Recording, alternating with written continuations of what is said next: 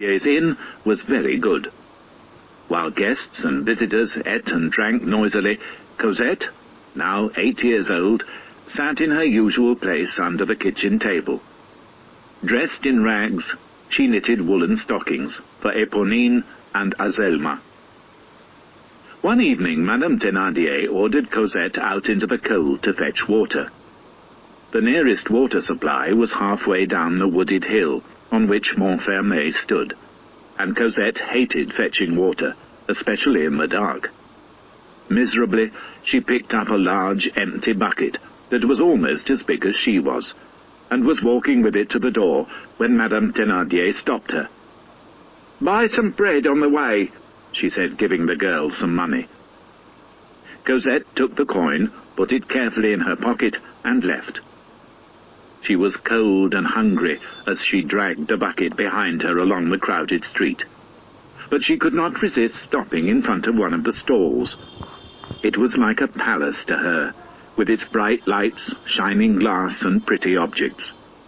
But the object that most attracted Cosette's attention was a large golden-haired doll in a beautiful long pink dress.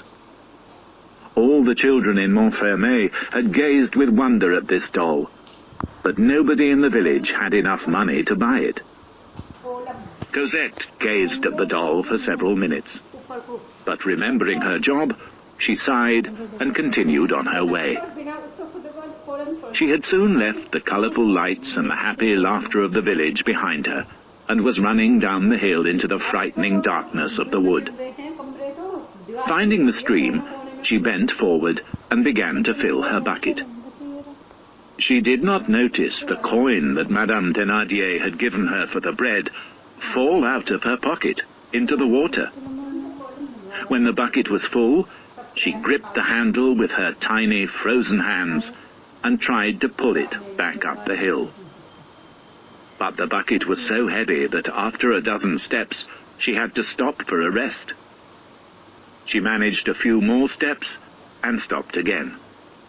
Her progress became slower and slower. She was almost at the end of her strength, and she was still not out of the wood. Leaning against a tree, she cried aloud, "Oh, God, help me! Please, dear God!"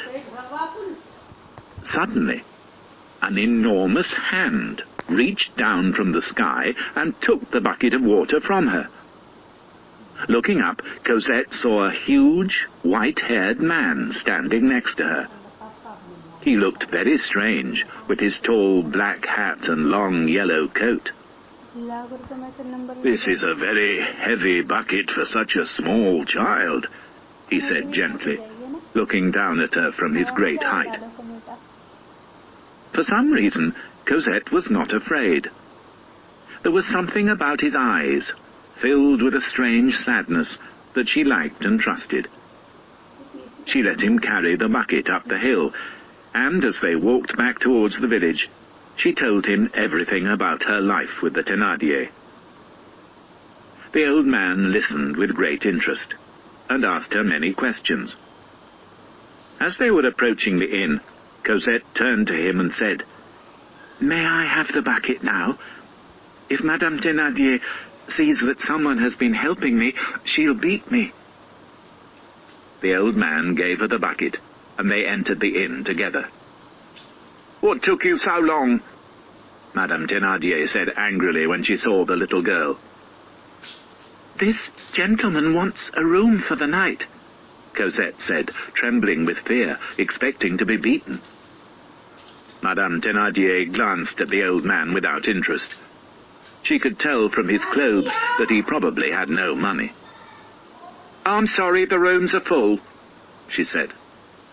"I can pay the price of a room," the old man said. 40 sous, Madame Thénardier replied, although the usual price was 20. 40 sous, the man agreed. He sat down, and Cosette, after serving him some wine, returned to her place under the table. But before she could start her knitting, she heard Madame Thénardier's angry voice demanding, "Where's the bread I told you to get?" Cosette, who had forgotten about the bread, came out from under the table. "The baker's was shut," she lied. "Well, give me back the money." Cosette felt in her pocket and suddenly went pale. The coin was not there. "I'm waiting," Madame Thénardier said threateningly. Cosette said nothing, speechless with fear as the woman raised her arm to hit her. But before she could deliver the blow, the old man, who had seen everything, interrupted her. "Madame, I've just noticed this on the floor. It must have fallen from the child's pocket." Madame Thénardier took the coin the old man held towards her and walked away. At that moment, the door opened and Éponine and Azelma appeared. They were two healthy girls, the old man noticed, dressed in warm clothes and with pink, healthy cheeks. After hugging and kissing their mother, they sat on the floor by the fire and played with a doll. Cosette, who had returned to her place under the table, looked up from her knitting and watched them sadly. A short time later, the girls grew bored with their game. They left the doll on the floor and went off to play with a baby cat. Cosette, checking that no one was watching, reached out and picked up the doll. She turned her back on the room and began to play with it, hoping that no one could see what she was doing. Her happiness did not last long, however. The two girls, when they saw Cosette with their doll, ran crying to their mother. Madame Thénardier rushed across the room towards Cosette, who, afraid that she would be punished, put the doll gently on the floor and began to cry. "What's the matter?" the old man said, rising to his feet. "Can't you see?" Madame Thénardier said, red with anger. "That nasty little girl, who isn't even my own daughter, who I feed and look after out of the kindness of my heart, has been playing with my daughter's doll." "I don't understand," the old man said. "She's touched it with her dirty hands." Then, hearing Cosette crying, she turned to the little girl and shouted, "Stop that noise!" The old man left the inn, and minutes later returned with something in his hands. The beautiful doll from the stall across the road. "Here," he said softly, placing it gently on the floor in front of Cosette. "It's for you." There was a sudden silence in the room. Madame Thénardier, Éponine, and Azelma stood absolutely still. The drinkers at the other tables paused, glasses halfway to their lips, and stared with disbelief. "What kind of man is this?" they thought. "He dresses so poorly, but can afford to buy the most expensive doll in Montfermeil." The Thénardiers gave the old man their best room for the night. The next morning, they gave him the bill, charging him 3 times the usual price for a meal and a bed for the night. They waited nervously while the man studied the bill carefully, expecting him to complain or cause trouble. Finally, he looked up from the bill without expression and said, "Tell me, is business good here in Montfermeil?"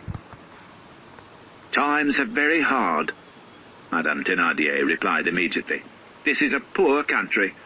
I don't know how we would manage without the occasional rich and generous traveller like yourself.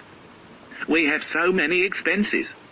That child, for instance, you've no idea how much she costs. We have our own daughters to look after. I can't afford to look after other people's children too." "What would you say," the old man said after a moment's thought, "if I offered to take the child from you?" "Oh," Madame Thénardier's face brightened. "That would be wonderful." "Just a minute," her husband said. "We love that child very much. It's true we're poor and we have bad debts, but love is more important than money." "How much do you need?" the old man asked, taking an old leather wallet from the pocket of his coat. 1,500 francs, Thénardier, who had already done his arithmetic, replied.